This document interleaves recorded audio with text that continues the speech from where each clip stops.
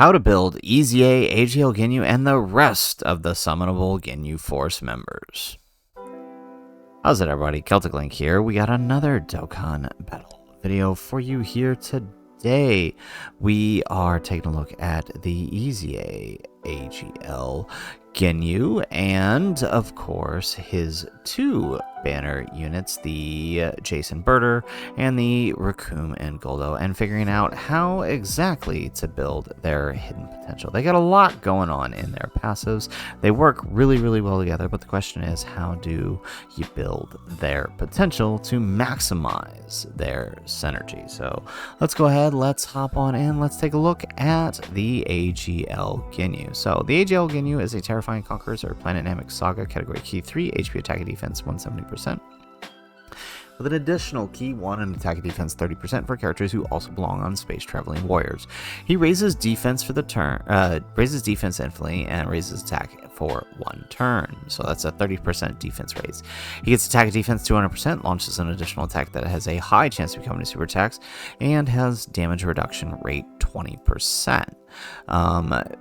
He also gives Ginyu Force allies Key 1 and attack defense 60% with a chance of performing a critical hit. When attacking with 12 or more Key, he gets 150% attack and defense. He also gets attack and defense build up to 100% per Ginyu Force ally on the team. So you would need 5 Ginyu Force allies to fully build that up.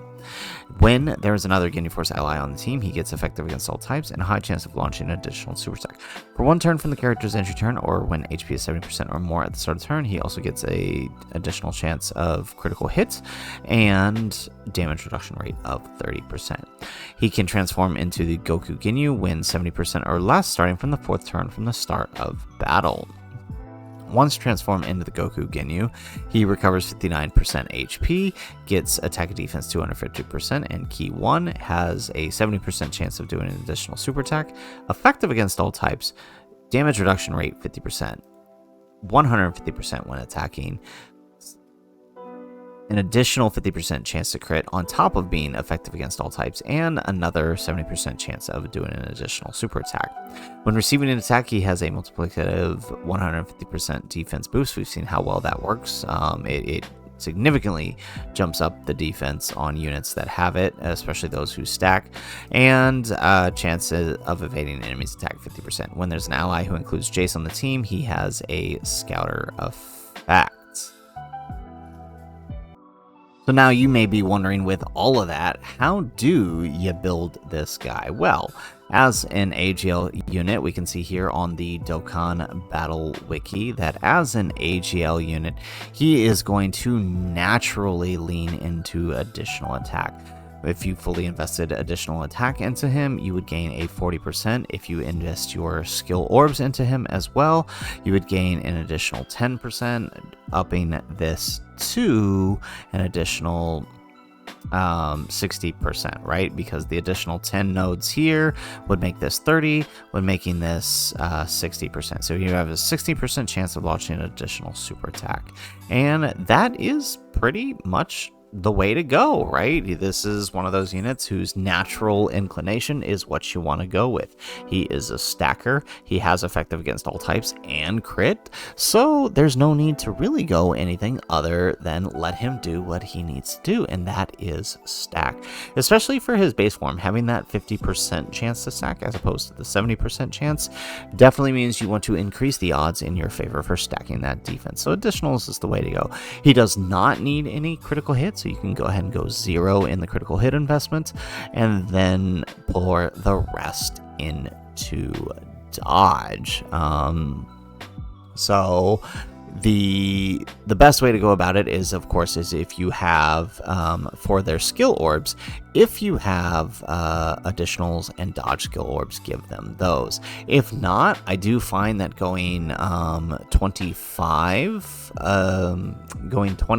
additionals, right? So 1 silver additional, and then going for your gold, the dodge and defense boost items, right? So if you give the bronze and gold defense boost, that can get him over 1,000 extra defense.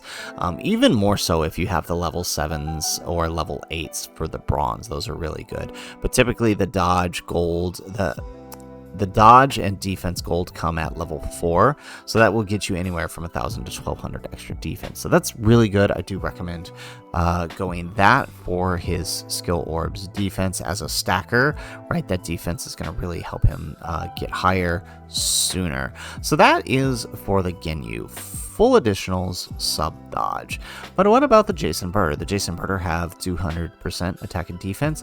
They have additional chance of doing a super attack 50%. They have a 70% chance to evade. They support Space Shadowing Warriors and Special Pose for 40%. They get a 50% buildup up to 200%. They have an additional 10% when receiving a super attack.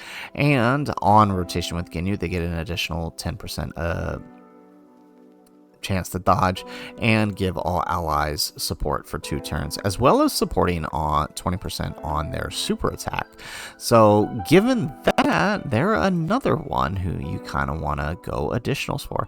Although they are a int unit, which means their natural inclination is to dodge, they have plenty of dodge already built into them, so you don't need to necessarily go full dodge with these guys. In fact, I kind of recommend a more balanced dodge additional build for these guys. 15 on the additional, which basically maxes the additionals through his hidden potential, but using the rest of his skill orbs to build up the dodge. They aren't going to be dealing damage, so there's really no need to go any further than that. So just lean into additionals for the hidden potential. Skill orbs, use dodge skill orbs to get them up as an int type. They will already have that natural 5, so all you need is another 5 silver and dodge. And then honestly, I recommend giving them the 2 additional dodge on their bronze, getting them around 16 to 17 dodge. Now, you may notice a 6 critical hit. I do recommend using your sub hidden potential for critical hit, and that is because they have no built-in crit, so that additional 6% chance combined with the support and crit that Ginyu is giving would give them enough to have a quarter chance of doing a critical hit, which isn't a lot, but fully built up, they're throwing out 20 to 23 million supers, which with critical hit can be useful. You don't want to negate that because, you know, without it, they're doing basically no damage. So you do want to make sure a little crit investment. So a balanced build, I think, is the way to go for them, since they have nearly 90% chance to dodge already. This is more just a little insurance. Now for the RECOOME and GULDO, right? The amazing slot 1 unit that they are. They have attack defense 200%, 30% damage reduction, 70% chance of guarding, and sealing the enemy's super attack. When guard is activated, they get 100% defense, launch an additional attack that has a high chance of becoming a super attack, and when attacking with 12 or more ki, they get 50% attack and defense. For every attack received, they get 20% attack defense up to 200%, and as long as they're on rotation with a Ginyu, they guard all attacks, have an additional 30% damage reduction before attacking, so that's 60% damage reduction, 65% if they have loyalty active, and guaranteed stun when they attack.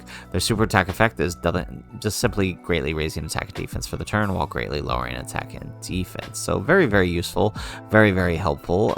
And unfortunately, as an STR type, their natural inclination is into critical hit.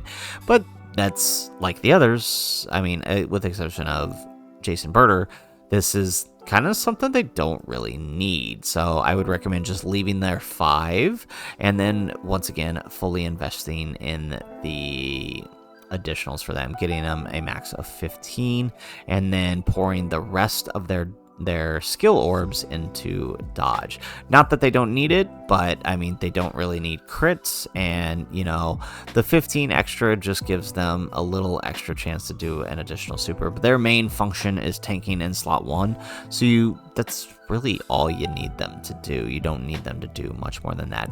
You could negate the dodge, right? Just give them the 6 from the hidden potential, and then drop the rest into additionals if you have it, to give them a 25% chance to do an additional super, which again increases to a 50% chance. You could go either way, honestly. I find the balanced build to work best for them, but, you know, either one really works for you. It's really up to how you want to play them and where you think they're going to play best. But their main role is tank, so additionals allow them to do that the best.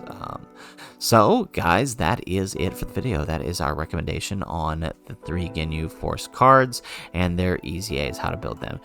Ginyu is full additionals, sub dodge, Jason BURTER, mixed build, primary additionals. Same thing for the RECOOME and GULDO. Mixed build, primary additionals, sub dodge.